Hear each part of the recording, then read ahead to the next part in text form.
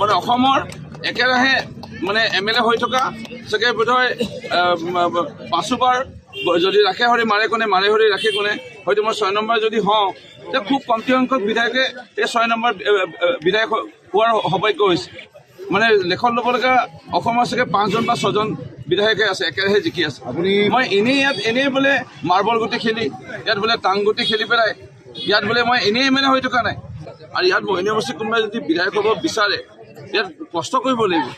মোহিনী সমষ্টিৰ ৰাইজৰ আৱেগ বুজিব লাগিব ইয়াত মানুহ ঢুকালেও আহিব লাগিব মানুহ বেমাৰ হ'লেও আহিব লাগিব হস্পিটেলত মৃতদেহ আনিবৰ কাৰণে যদি গাড়ী কাৰোবাৰ নাথাকে গাড়ী প্ৰদান কৰিব লাগিব কাৰোবাৰ যদি টেষ্ট দৰকাৰ মোৰ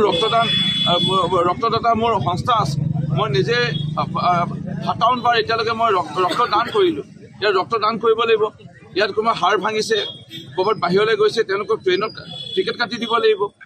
ইয়াত এনেই MLA হৈ থাকিব এনেই আহি পেলাই ইয়াত কোনোবাই মানে ব্লগাৰ কৰিব এনেই আহি পেলাই কোনোবাই চেহেৰা দেখাব আৰু কোনোবাই ইয়াত MLA হ'ব বিচাৰিব সেইটো এনেকুৱা ৰাজনীতি এইটো ইমান সস্তীয়া নহয় ৰাজনীতি কষ্ট কৰিব লাগিব এটা 24 ঘণ্টা এটা সময় বুলি কয় এই 24 ঘণ্টাৰ ভিতৰত 16 ঘণ্টা ৰাইজক দিব লাগিব আৰু বহু মানুহে ভাবে কি ৰূপজ্যোতি কুৰ্মীয়ে এনেই ঘূৰি ফুৰি আছে এনেই MLA মই বহুত ইয়াত ত্যাগ কৰি থৈছোঁ এই ত্যাগ সমষ্টিৰ চুকে কোণে চব পিনে মানুহে জানে মাতৃ ক'ৰবাত কিবা অসুখৰ কাৰণত আহিব নোৱাৰে দুৰ্গা মা মূৰ্তি কিনিবলৈ কাৰণে মই আহি পেলাই স্কুটাৰ বাজাজ চুপাৰত আহি পেলাই সেই মই দুৰ্গা মা মূৰ্তি কিনিবলৈ টকা দিওঁ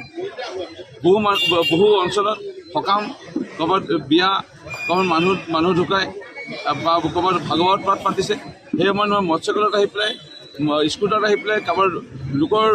মৎস্যকলত এতিয়া 50 টকাত 1 লিটাৰ তেল পাইছিলে পেট্ৰল সেই সময়ত আহি পেলাই ইয়াত চুকে কোণে ঘূৰি ফুৰিছে মানুহে মোক এনেই MLA জিকাই থকা নাই বহুত ত্যাগ কৰি থৈছোঁ যেতিয়া বাগান বন্ধ হৈ গৈছিলে অসম চাউনিগমৰ 5খন বাগান মায়ে মোক কৈছিলে আমুক কমাৰৰ পৰা গৈ পেলাই কলম কটাই লৈ আন কলম কটাই ইয়াত দি থৈছোঁ 2004 চনত মা মৃত্যু হ'ল মোহিনী সমষ্টিৰ হৃদয় ৰেখাৰ ধুধুৱালী অৱস্থা একেবাৰে শোচনীয় আছিল একাঠো মানে ফুলা বুলি ক'ব পাৰি ধুধুৱালীত সেই সময়ত মই 2.5 দিন গোহাঁইবাৰী গছৰ তলত বহি পেলাই অনশন কৰিছিলোঁ ইয়াৰ উপৰিও মোহিনী সমষ্টি আজি চুকে কোণে মই আকৌ কৈছোঁ গৰিষ্ঠ সংখ্যক লোকৰ মই হৃদয়ত